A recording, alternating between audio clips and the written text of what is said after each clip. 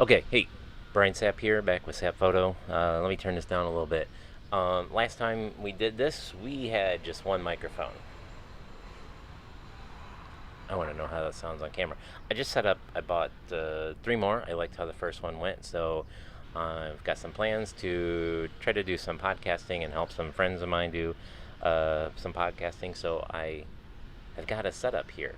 I bought three more of these newer microphones here. Let's see, the NW-800, and while probably some audio professionals could probably hear the drawbacks in this, it sounds really good right now in my headphones. So I bought four.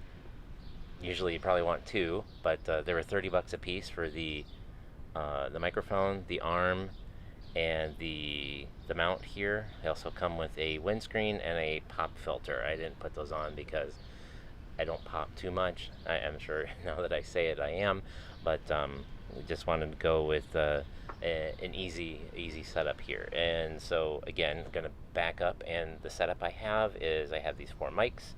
I also purchased from Amazon.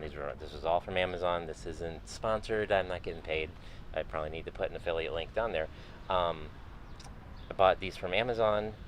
The I'm using the Tascam DR-70D here to record it because there's four channels of input, a great microphone, output to monitor, and um, also it records it so that the channels you can record left and right, which is great because then when you go back to edit, you have the ability to have four separate channels of audio that you can adjust during production, but then you can also adjust them during post-production. Um, and so I just ran into a couple of situations where I needed more than two inputs, and so that's why I went with this. It sounds great right now. I have this channel on, or this on the left channel on channel 1, and then I'm gonna go through a progression here of the other microphones. So this is channel 1, this is channel 2, this is channel 3, and this is channel 4. Now I'm sitting out on my porch because, well, A, it's a beautiful day. I'm a teacher. I've got the summer off. I'm working on this to kind of see if I can develop something for the school, and also if I can, for myself, create a podcast, and then work with some people in the community that would like to make podcasts. Really easy.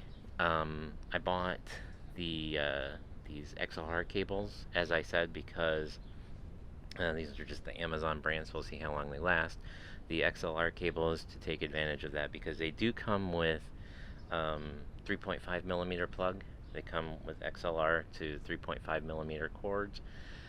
The Tascam does not have it. The input, it only has one input with that, and I don't believe it supplies phantom power. That's another thing. You need a system if you're going to get the non-USB version. You need to have a system that can provide phantom power, 48 volts, to these microphones to operate them, and the Tascam does that.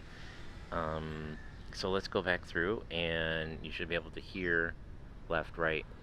I'll try not to export this in mono, but each channel is on a separate channel, and then when you go through, you can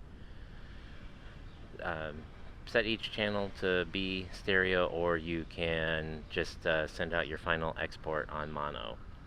I'm not an audio guy, so some of these best practices are I'm not there yet, but I do know what needs to work and what most people do expect. Anyway, so let's go back through. So this is channel 4, which is on the right. This is channel 3, which is on the left.